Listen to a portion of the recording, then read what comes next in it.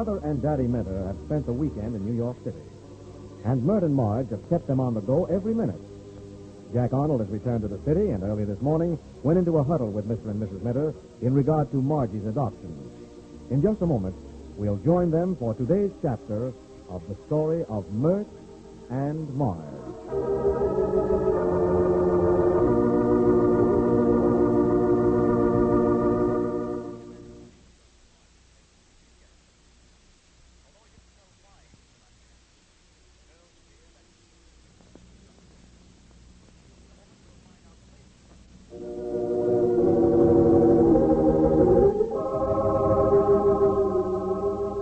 It's now time for Mr. and Mrs. Minter to go back to the little town of Oneida. Myrt and Marge have come to the station to see them off on the train, and Marge excitingly asks, Oh, Dad, have you got everything? Your suitcase and all the packages? We're loaded for fair, Margie. Gee, I wish Jimmy and Mr. Arnold would get here. It's almost train time. Jimmy disturbs me. Why, we've hardly seen him since we've been here. He'll be here all right. He could have spent the morning with us after we left Mr. Arnold's office. Guess I'll have to jack him up a little bit. Say, Daddy, come over here a minute. I want to say something to you. Oh, what is it, daughter? Daddy, will you please do something for me? What is it, baby? Well, I want you to take that $300 that comes for me every month and put it in your business. I've told you over and over again, dear, that I won't touch another penny of your money. It really kills me to think of all that money that came for years. Most of it went to get Jim out of trouble, and the rest... Oh, but Daddy, you couldn't help it if your business failed. Well, you're not the only one. Just think of the thousands of others who have to start all over again. Well, I'll get along somehow.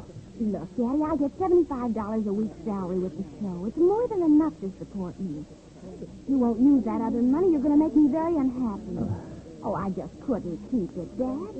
You've got to buy stock for your store. Baby, I just couldn't use it. Unless you'd consider it a loan. I owe you so much now. Oh, you and Mother owe me nothing.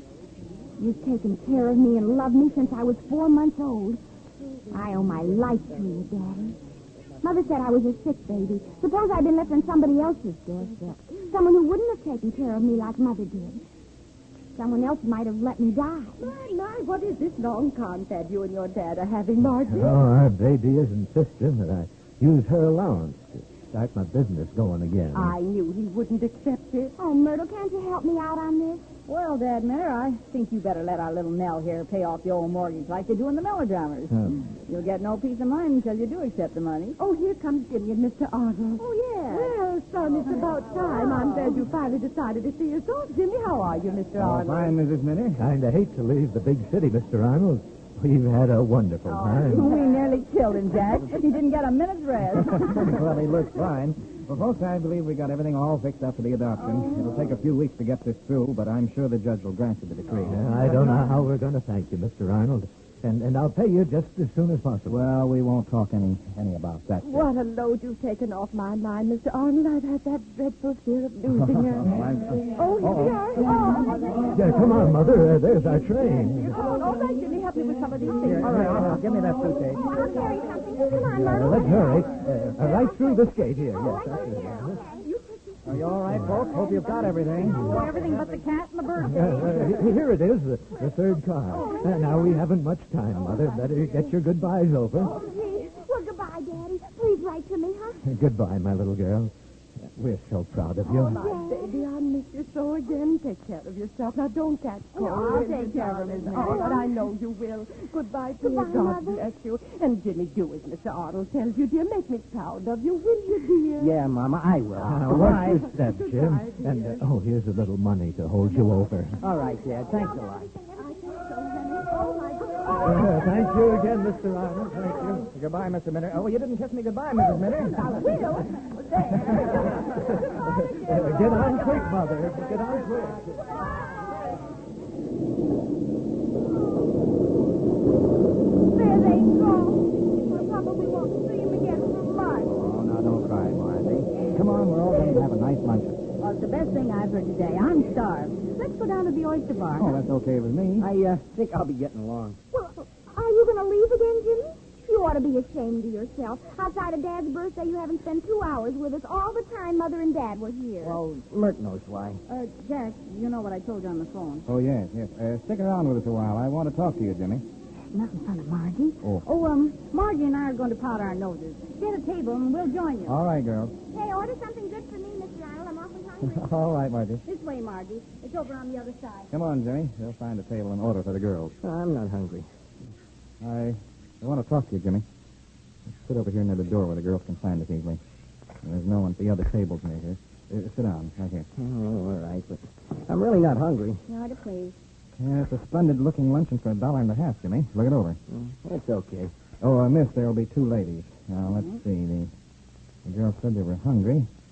We'll have chowder, and let me see. Margie said to order something good. Oh, I think the oysters Rockefeller will suit her. Make that 4, please, miss. All right with you, Jimmy? Yeah, I guess so. Thank you, sir. Thank you.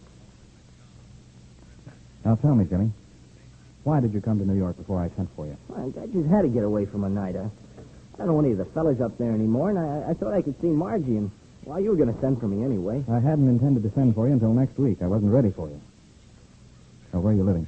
Well, when I got in town, I went around to the old place where I used to live, but Myrt told me to move and lay low for a while until you got here. I'm over on 42nd Street. Oh, yeah. Here's the number on this card. Oh, well, I'll just write this down. There you are. You say you were laying low. Is that why you didn't see much of your mother and father while they were here? Yeah, Myrt scared me. She said you told her there were a couple of Houston's boys still around. Well, I did tell her that, and if any of them had seen you around any of your old haunts, it may prove a sorry day for you. You mean they might try to get me again? That's just what I mean. They still think you're the one who tipped off their black market activities. And you just can't convince those fellas that a squealer isn't better off dead. But you know I didn't, Mr. Arnold. I never had much to do with the gang except back during the gas rationing. I don't know anything about the sugar deal. But you're not denying that you accepted a certain percentage for customers, are you? Now, what about automobile tires? You were definitely in on that racket. How did you know that, Mr. Arnold? Because I was one of their customers. Gee, I don't remember trying to sell you anything. No? I made the rounds for weeks. I met you one night in front of the Red Rooster. You showed me the way to the office upstairs. I was a very good customer until I got all the information and evidence that I needed for the big blow-off. Oh, I do remember now. You were the guy that tipped me off to get out before I got in too deep. Yeah. I realized that you were just a victim of circumstances. I just wanted to help you, Jimmy. Now, you can be of great assistance to me if you'll do as I tell you and wait for instructions. This Houston outfit has something on the fire, much bigger than black marketeering. You see, they're part of an old crime gang, and they did plenty of muscle work back in the old days. Now, I want you to help me. I'm just waiting for the word, Mr. Arnold. You've done an awful lot for me. Well, if you'll do as I say and stay away from your old hangouts, you might... The girls are coming back. Don't let Marge hit me. All right. Oh, I'm sorry we took so long, Mr. Arnold. Bet our food's all It's cold. all right, girls. The waitress just bring it. Sit down here, Margie. Okay. How is it, girl? Oh, great. Come on, food. I'm starved. Did you talk about us while we were gone? Yes, sir. We certainly took you apart, Margie. Oh, a friend of mine just sat down over there. Hello there, Harry. Hey, Jimmy, don't talk across the room. Myrt, that's the guy I was telling you about. Good looking, isn't he, huh? Yeah. Go bring him over here, Jimmy. Plenty of room at this table. But Myrtle. Go ahead, Jimmy. Okay, if you say so, Myrt. Listen, Jack and Margie, that fellow's Harry Duffy, brother of Spike Duffy in Chicago. Yeah? Remember the fellow Houston called on long distance the night Margie was kidnapped? Yes, I heard Harry was in town. But Jack, maybe I can be of some help to you, too. You go as far as you like, Myrtle. Well, listen, pay no attention to what I do or say when he comes over here. All right. I want to introduce you to a friend of mine. Mr. Duffy, this is Miss Minder and Mr. Arnold. Pleased to meet you. And this is Myrt. I was telling you about her. I'm certainly pleased to meet you, Myrt. You're a classier cookie than Jim said you were. Well, thanks. And the same to you. What'd I tell you, Jim? He's just my type, huh? Yeah, I'll bet you can pick him too, Myrt. Will you have some luncheon with us, Mr. Duffy? Just ordered, thanks. Oh. Jim told the girl to send me over here. If you don't mind. Oh, I should say not. Are you leaving town on the next train or something? No, just saw a friend of mine off to Chicago. Well, how nice. I was afraid you were leaving. No, not for a few days. And after looking you over, cutie, I may stick around a while longer. Okay by me. Going to see our show tonight? If I don't break a leg. How about a little party afterwards for all of us? What do you say, folks? Well, I think Mr. Arnold has a date. Oh, yes, I have. I'm sorry, Mr. Duffy. And Jimmy, You've got to get Margie right home tonight. But, Mr. Arnold... Sure, Marge. I'll take you home. I'll be tickled to death to take you home. Well, I guess that leaves just you and me, Harry. That doesn't bring tears to my eyes, Myrt. Well, I'm not crying either. Got to say it all, Myrt? With bells on, Harry.